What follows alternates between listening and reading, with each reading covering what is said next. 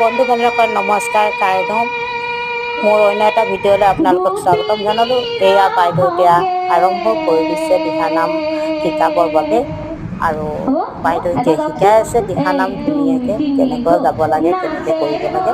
প্ৰায় এতিয়া 13টা বাজিলে। ৰাতিপুৱাৰ পৰা অপেক্ষা কৰি আমাৰ আইসকল এতিয়াহে দিহানাম ভাগ গাবলৈ পাইছে শিকিবলৈ পাইছে আৰু এতিয়া আপোনালোকক দেখাই আছো এয়া বাইদেউ আৰম্ভ কৰি দিছে। কিন্তু ইয়াত সাংগীতিক কথা আছে। গ্ৰামাৰ নহ'লে ভাষাটো আমি ক'ব পাৰিম জানো? গ্ৰামাৰ নহ'লে সংগীতো নহয়। এইবোৰ সাংগীতিক কথা। কিন্তু আপোনালোকে নাজানে, নজনাকৈ আমি সাংগীতিকভাৱে এইখিনি গাই আছোঁ। তাৰমানে কথাটো বুজি পালে? এতিয়া তাৰ সংগীত শিকাৰ কাৰণে আপোনালোকক পদ্ধতিগতভাৱে শিকাই দিছে। বুজিলে নে? গতিকে যদি এনেকৈ শিকিবলৈ হয় এদিনততো নহয়, আজি আখৰাহে আছে। এই বস্তুবোৰ জানিব লাগিব তাৰমানে।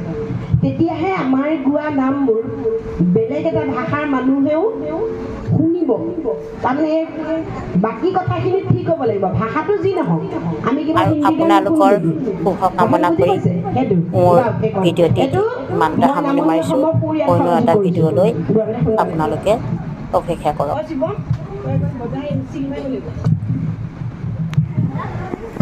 আমি